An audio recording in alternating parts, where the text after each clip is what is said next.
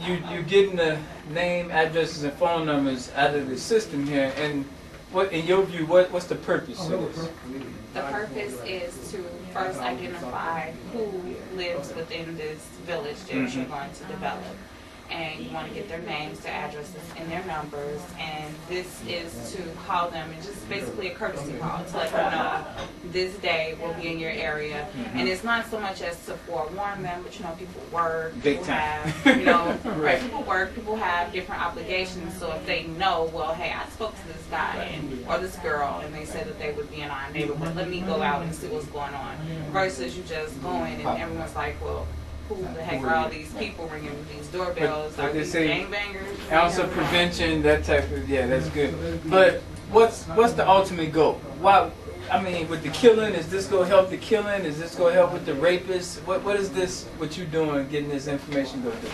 I'm going to say it will help. I mean, because you're less likely to commit a crime or do something when you think someone's watching. You wow. Did y'all hear that? I want to zoom in on Donna Marie on that one. Can you tell them, say that one more time? That's profound. Because you hear it from me. I didn't script this with Donna. She said it on her own.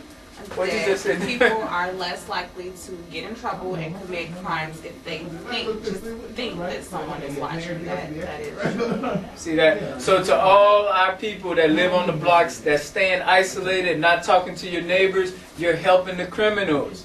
If people know each other, talking to each other, it just reduces the perception that people can get away with things. Yes, that is true. So this lady here, Barbara, she lives on this block.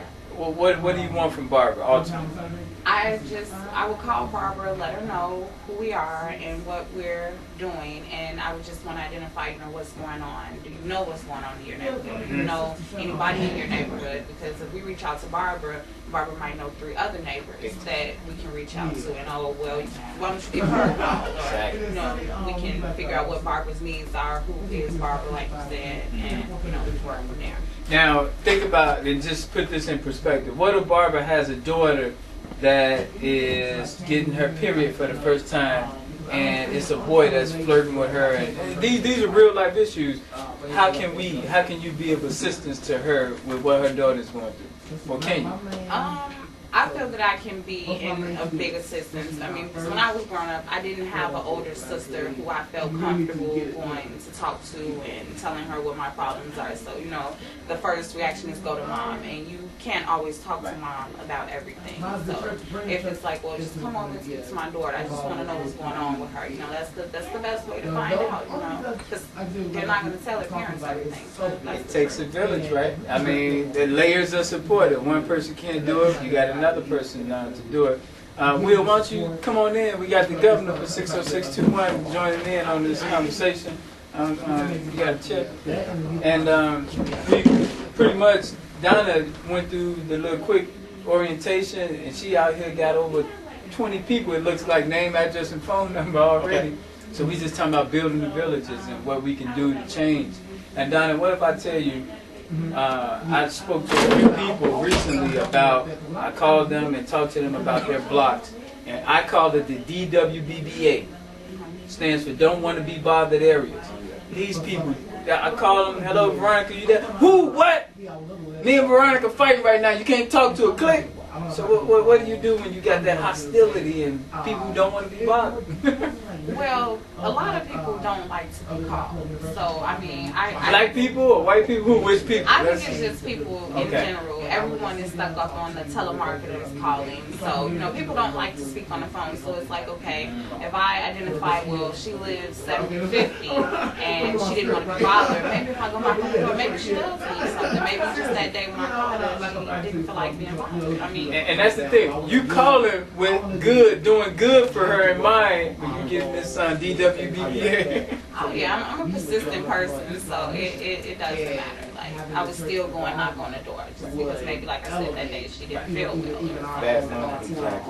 Now we got the governor here. Will, man, what do you think about this whole Radar 3? We call it Radar 3 research and getting people info. What do you think about this whole process? Waste of time? Good? I think it's good. We got to connect the people with other people in our villages. You know, that's the way we get people to interact.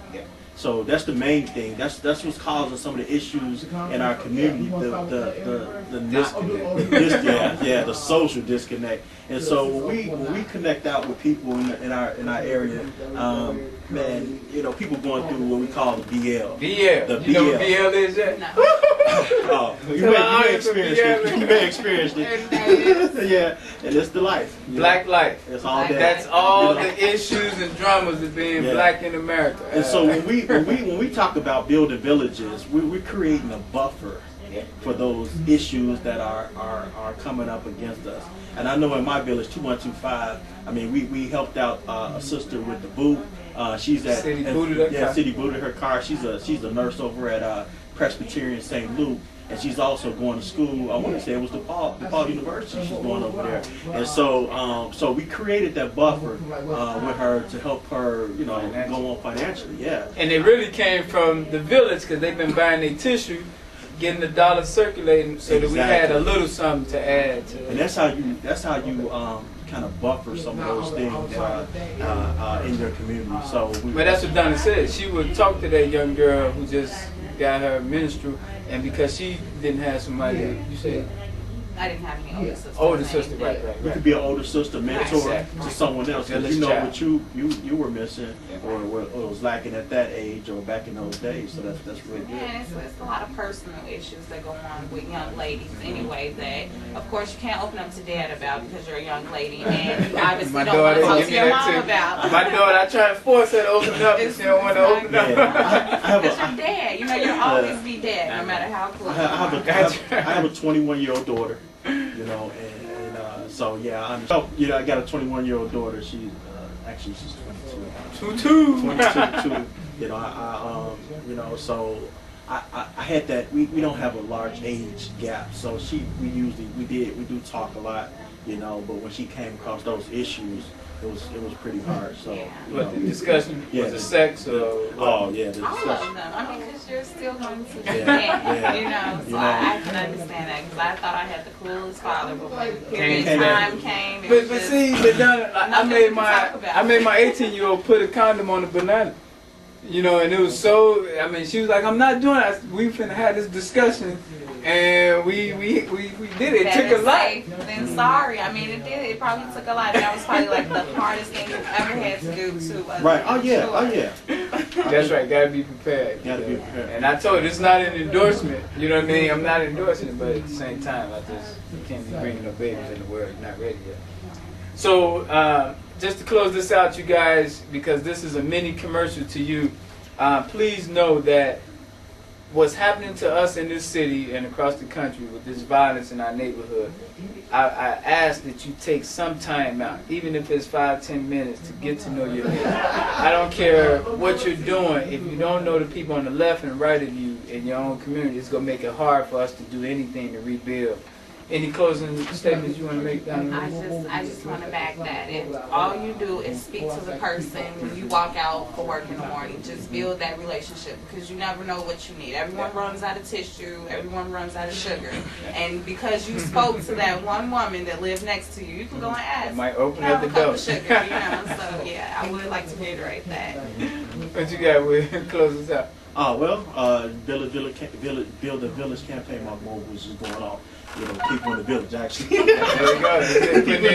Put in the work. You let me know what's going on. So man, but you know, just interaction. That's the whole key. So what we got going on is people interacting with each other, and that's how we stop some of the violence in America. You know, Donna is doing this work for their village, someone else in South Shore. So here you got an example of residents doing work to build other people's villages, which ultimately makes us safer in this whole city. Thank you guys.